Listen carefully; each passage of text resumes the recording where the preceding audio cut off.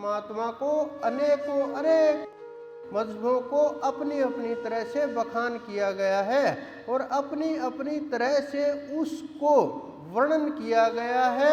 उसको पाने के लिए अनेक विधियां उत्पन्न की गई हैं। उन विधियों के ऊपर चलने के लिए रास्ते दिखाए गए हैं, क्योंकि जो संत महात्मा होते हैं उनकी नज़रों के अंदर भेद नहीं होता, क्योंकि वो जानते हैं कि ये सब के सब जीव हैं, सबके अंदर परमात्मा विराजमान है।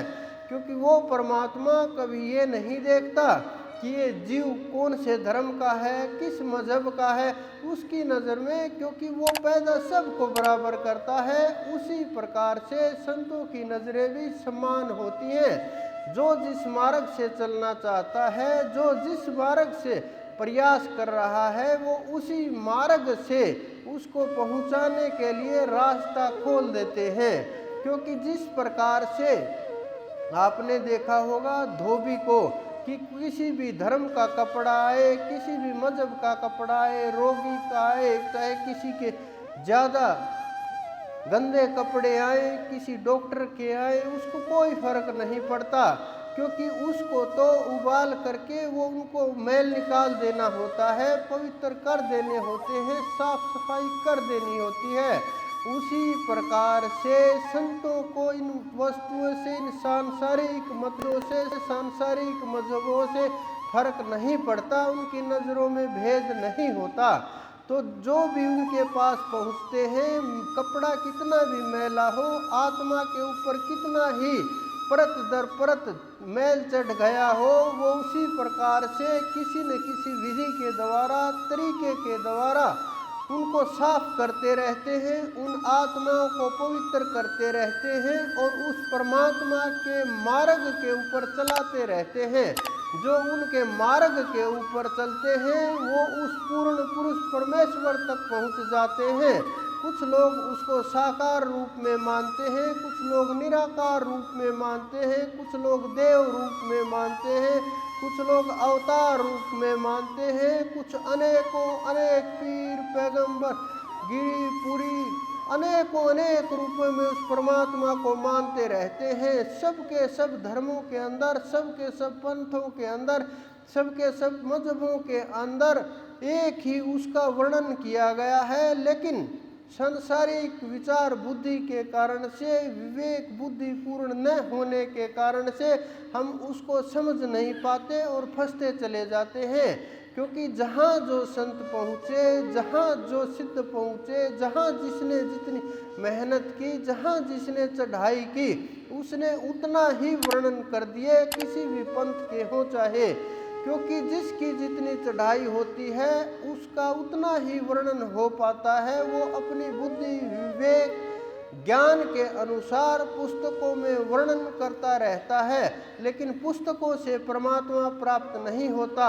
मुझे सब धर्मों के लोग मिलते हैं, मैं बहुत विद्वानों से भी मिला हूँ, जिनको गीता भी कंठस्थ याद थी उनसे भी मिला हूँ।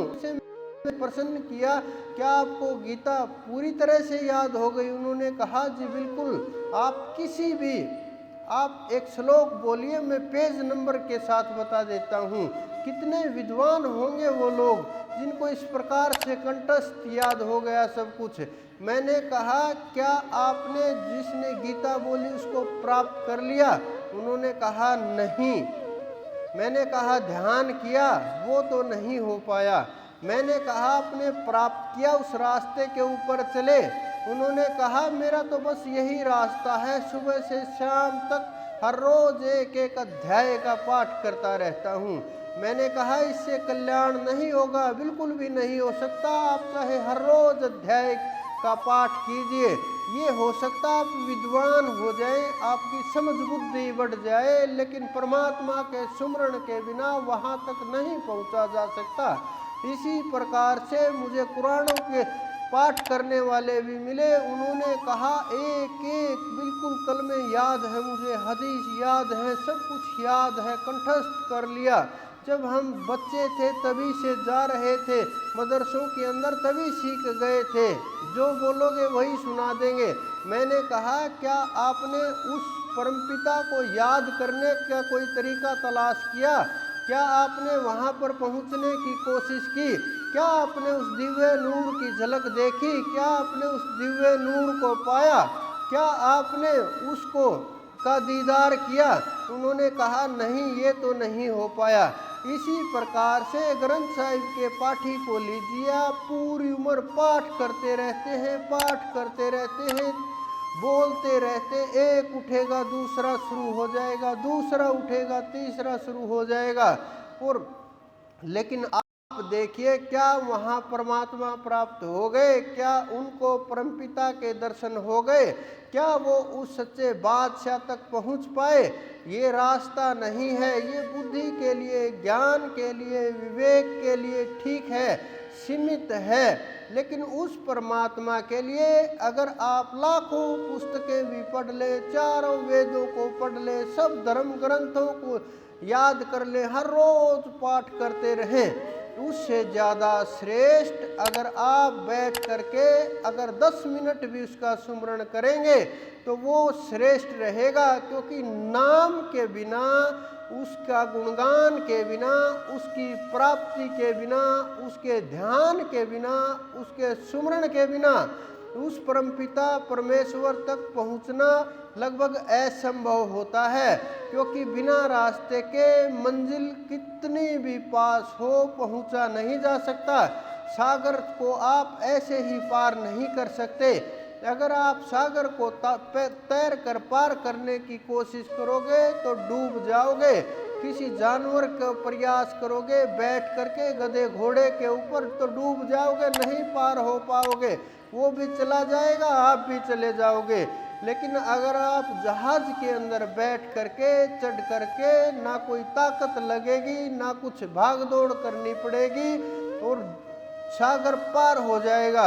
उसी प्रकार से अगर आप इन जो उस परमात्मा तक रास्ता नहीं जानते, जो नहीं पहुँचे, जो उस परमपिता तक आपको नहीं ले जा सकते, जो सीमित सा जिनका ज्ञान है, सीमित सी सिद्धियां हैं, संसार के अंदर छोटी मोटी सिद्धियां की हैं, अगर आप उनके ऊपर बैठोगे तो समुद्र के अंदर घोड़े के ऊपर बैठे हुए व्यक्ति की तरह से ही डूब जाओगे। लेकिन जो पूर्ण गुरु हैं वो जहाज के समान होते हैं। अगर जहाज के ऊपर आप चढ़ गए, बिना प्रयत्न के ही उस परमात्मा तक पहुंच जाओगे, बिना प्रयास के ही, बिना मेहनत किए, बिना कुछ भी किए। लेकिन हम लोग मेहनत करने से डरते हैं, शरीर का सुख चाहते हैं, मन का सुख चाहते हैं, बोलते तो हैं मानसिक शांति हो जाए, लेकिन मानसिक शांति नहीं चाहिए, बस केवल मात्र कुछ अक्षण के लिए शारीरिक सुख चाहिए। शारीरिक सुख ही आपको सब कुछ लगने लगता है, शरीर के सुख ही आपको श्रेष्ठ लगने लगते हैं, शरीर के सुखों में ही आप फंस जाते हो, शरीर के अंदर ही आप अटक करके रह जाते हो, उस पूर्ण पुरुष परमात्मा तक आप नहीं पहुंच पाते। क्योंकि शरीर के अंदर जो फंस गए, जितने भी काम के सुख हैं आपको श्रेष्ठ लगने लगेंगे।